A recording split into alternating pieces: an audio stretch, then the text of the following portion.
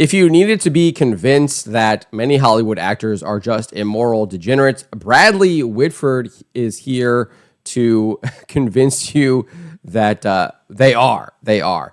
If you're unfamiliar with who this guy is, he's in The Handmaid's Tale on Hulu. He was also on The West Wing, and he recently conducted a number of interviews promoting The Handmaid's Tale, where he rages against misogynistic right-wing Christians.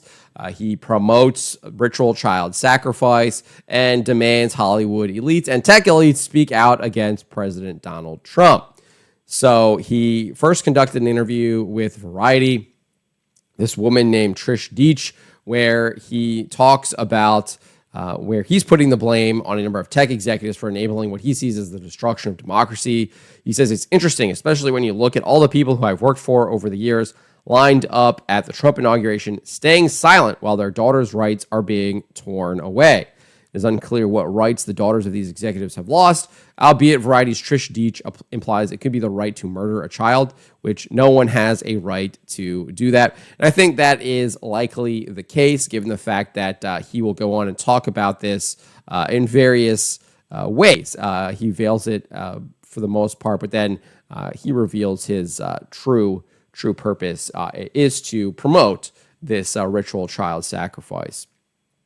Anyways, Whitford would go on to state saying, it's the end of democracy and the planet's on fire, but we're focused on a renaissance in shoe comfort and cosmetic dentistry. So interestingly enough, I don't think he made these comments. I highly doubt that he made similar comments like this when Black Lives Matter was burning down various cities, looting, killing people, just torching businesses. I doubt he said anything due to the mass theft that was happening throughout California, especially in their urban areas. I doubt he said anything when anarchists took over sections of, Portland or Seattle, somewhere out there in Washington, and created their Chaz and the Chop.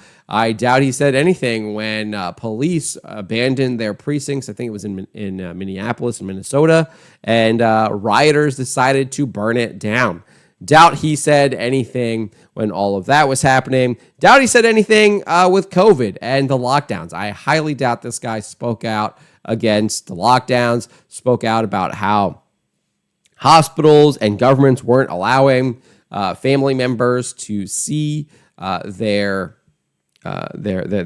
family that was in hospitals, etc., suffering from the virus. Doubt he said anything about that. And now he's going to try to tell me, he's going to try to shame me that somehow the end of democracy is happening and the planet's on fire. Sorry, dude, you are a hypocrite. You are contradicting yourself. But that's the point, right? Jack Posobiec talks about this all the time. These people don't care about the hypocrisy. They don't care about the contradictions because they will use hypocrisy. They will use the contradictions to try to achieve power. So he's using this as rhetoric to try to shame us in order to somehow give him some kind of power, give allegiance to his political movement that he wants to be in charge so that they can destroy things. And we already know he's trying to promote more child sacrifice, try to kill innocent children,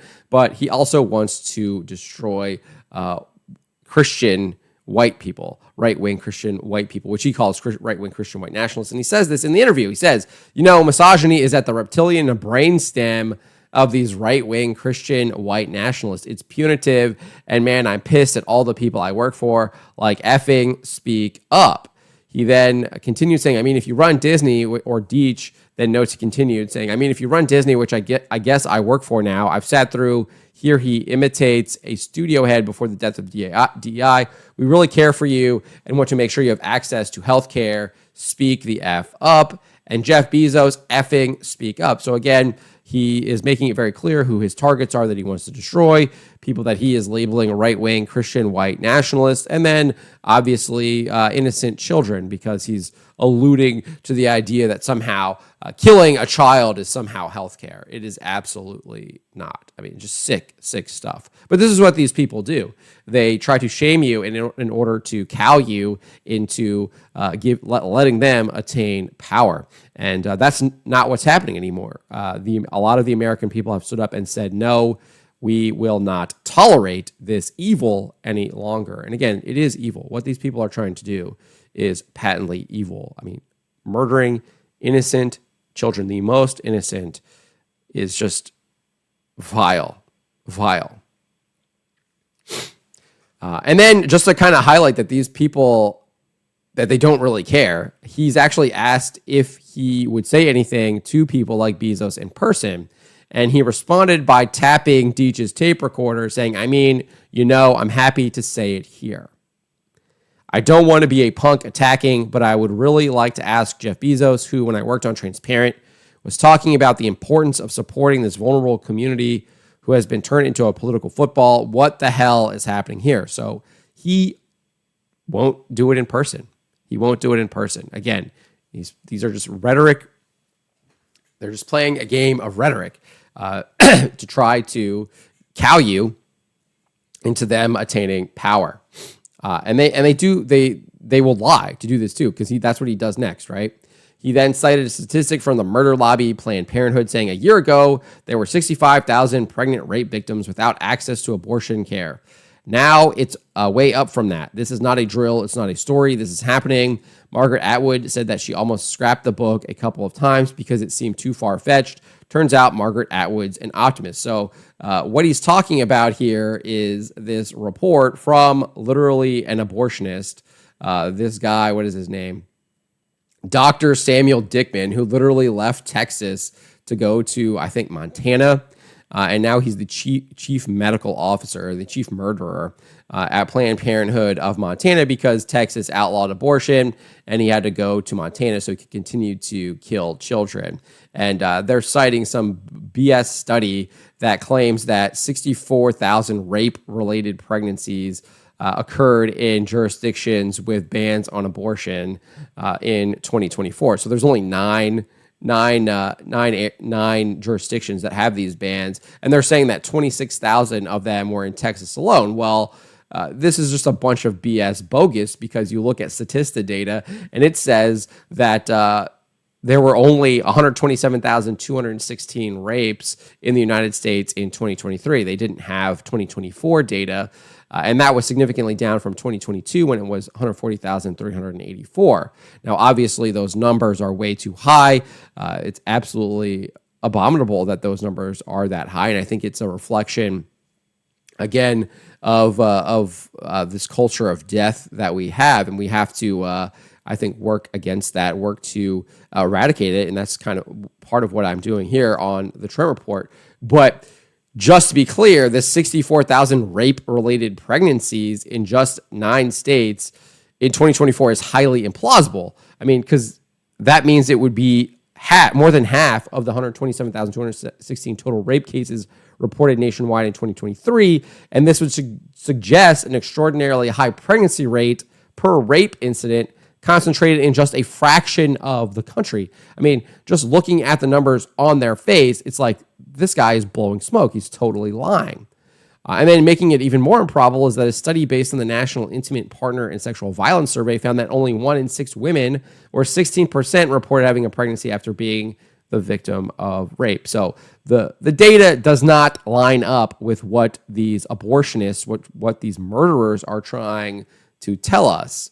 So they lie. They lie to try to push their agenda so that they can kill more children. And that's exactly what Bradley Whitford here is doing by repeating these lies. He would repeat many of these comments in a recent interview with Today as well. He says, the thing about Margaret Atwood that I think is applicable today, I think I grew up in a time where democracy was inevitable. A more inclusive world seemed to be inevitable. And her book and the show tells a terrifying truth, which I think is that none of those things are inevitable. They never were, and they never will be. I mean, if anyone, I know I'm going to be a little bit ticky-tacky here, but I mean, democracy is an absolutely terrible way to govern people. The founding fathers of this country warned against it, saying that mob rule is absolutely an awful idea. Unfortunately, our country has been moving forward to that in a number of the amendments that it's passed, etc. Obviously, you can look at how they changed how people vote for U.S. senators. It used to be a vote in the state houses, and now it's obviously a vote by the people of the state. So there's things that have changed, right? That have gone towards democracy. So this idea that democracy was inevitable is just utterly ridiculous on its face, because we live in a republic and we have a Republican style of government. But we have been leaning towards more democracy, which is mob rule. Like if 51% of people say to do something, then that's the case, despite maybe 49% saying, that's not what should happen. And so you usually have the tyranny of the majority, which the Founding Fathers warned about. Anyways, he went on and said, and we have to remain protective of those things in our society. During the time of this show, women's health has politicized in a way that I never could have imagined 10 years ago. He then got the number right in this interview. He's saying there are 64,000 pregnant rape victims in the country now without access to health care. That's another lie, right? Obviously, those people still have access to health care, but what he's saying is they don't have access to the possibility of murdering their own children. I mean, just sick stuff, how these people twist words to try to push these immoral, degenerate, despicable, vile agendas. And then he says, we've seen Christian faith sort of weaponized in the service of fascism, so it's terribly relevant. He doesn't provide any details on that, but again, goes back to the same thing that he said to Variety, trying to note that Christians were the people that he wants to suppress and obviously destroy, right? I mean, that's what he's really doing, and he reiterated that right here. He wants to kill a bunch of kids, and he wants to cow Christians from speaking the truth of the gospel. I mean, it's you can't make this stuff up. The guy literally says in 2 sentences, like, oh, I want to kill a bunch of kids, and then he's saying the Christian faith has sort of been weaponized. I mean, you can't make this up. I mean, murder is against the 5th commandment. Abortion, the murder of innocent children, is condemned by Christians. So you can see here, it's very obvious that these people don't care about their hypocrisy. They don't care about their contradictions. They just want to humiliate you. They want to demoralize you. They want to shame you. They want to cow you so that they can attain power, and then they can use that power to destroy you. And that is exactly what Bradley Whitford here is saying. And this must be opposed. And his show, this Handmaid's Tale show, is disgusting too. Just as an aside, they cite a scene that happens, I guess, in season 3 of the show, and what his character chooses to do is just sick. If his character was a Christian, he would have died a martyr instead of engaging in what he does. But anyways, let me know what you guys make of what Bradley Whitford had to say here. Let me know in the comments below. Remember to always be charitable, especially to each other, and to always, always speak the truth.